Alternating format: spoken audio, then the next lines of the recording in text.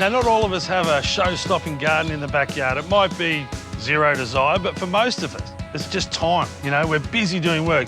When you've got a small space to work with, it's super important to find out from the homeowner what they really want. So, Jack, what was your idea when you started to take out the old lawn? Well, yeah, I didn't have much luck with the lawn. There's just a lot of shady spots, so I was thinking maybe some decking or something out here, just something to, you know, because there's not much space inside, so having a bit of living space out in the garden would be great. So I'm thinking about putting in 3 modular landings with some built-in furniture, so Jack and the family will have loads of space. And then as far as the garden goes, sort of plants that give you contrast, like lots of strappy plants, and then next to it something that's really nice and neat and a ball, like highly detailed. But mate, you're a chef. Your talents are wasted out here. I can do this. I've got help. Done.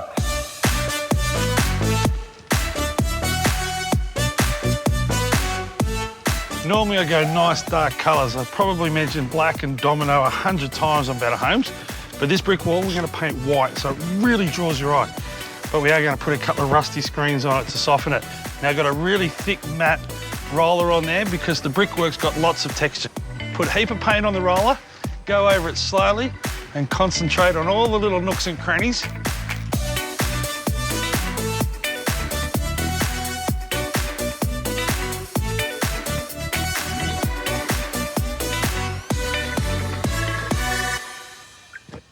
This is one of the 3 frames. Now, if you can build a sand pit, which is just the 4 sides on the outside for the kids, you can build the frame for this deck. It's exactly that, 4 sides, and then inlaid with 4 50mm centres. All of this is sitting on the ground, so it's important that this is treated pine H4. That means it can go in contact with the earth. We're going to clad it with a beautiful spotted gum decking, so from top, it's going to look like the builders have been in, but the frame underneath is as simple as putting A into B into C.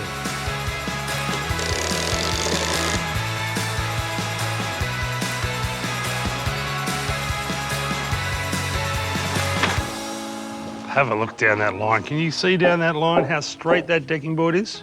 Because timber's a natural product, they tend to bend and cup a little bit, but that one, well, I reckon on next week's show I can make a pool cue out of it. But I'm going to start with it because it's nice and straight, which means if I measure off that the whole way across, all the other boards will be straight, and it means when I'm finished, everything will be straight.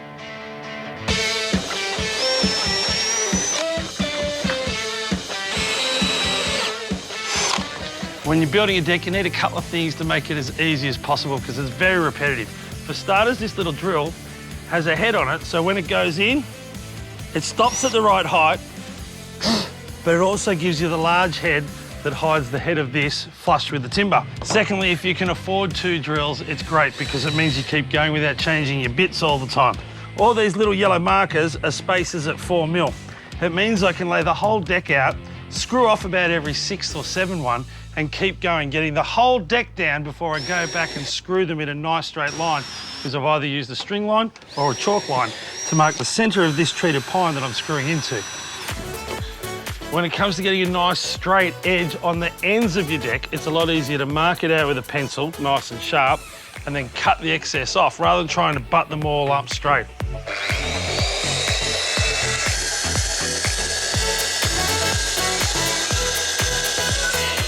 About halfway, so what do you think?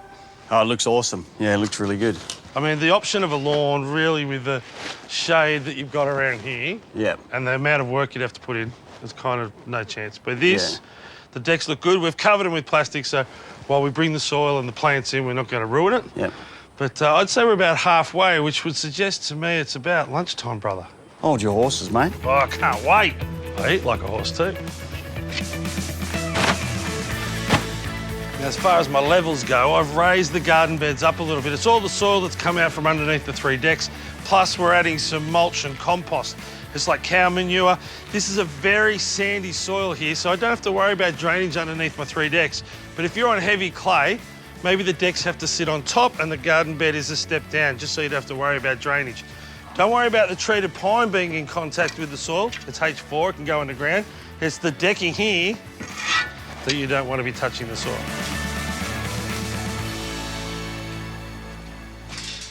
Now, you've got to agree, the white painted wall looks a lot better than the old brick, but at the moment it's working like a massive reflector, It's highlighting my eyes, but it's making them squint at the same time. So, to soften it, we've got these 2 store-bought down at Bunnings rusty screens. They're about $90 each.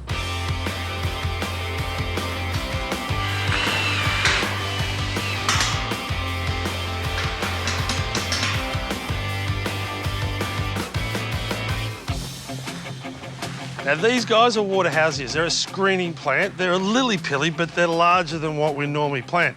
Now you might think, well, why am I putting such a big plant in a small courtyard? Well, from the back of the house, a negative is that you can see that block of units. These guys will get to 4 or 5 metres. You can cut them back and keep them to a screen or a hedge so they don't take over the backyard. Block that out, give you more privacy and turn this into a really intimate space. Here we go, boys. Oh, stop it.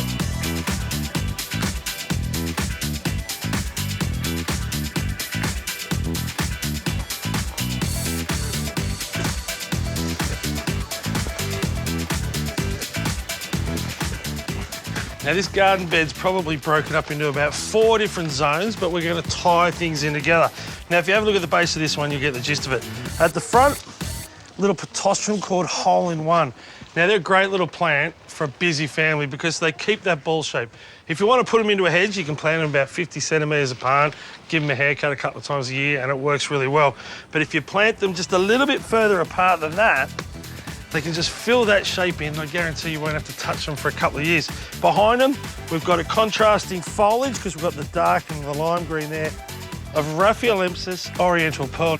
We've got a few grasses to fill in the places and some lilies. And then we've got a magnolia teddy bear. The reason why I've gone for them is because there's one next door and it's doing spectacular. So if it's doing well there, chances are it's going to do well here. That's a great way to pick your plants.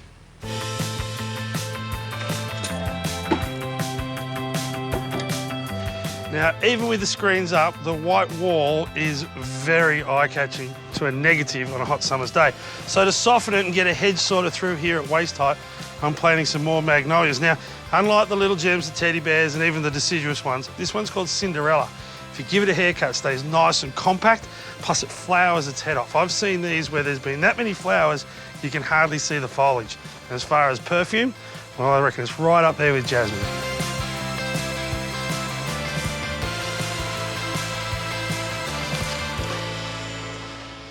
Lots of people are of the belief that you don't water in the middle of the day because you're going to burn the leaves of the plants. Now, there's a chance that'll happen, but it's far more important that these plants get a bit of moisture now, and I can worry about a few burnt leaves later.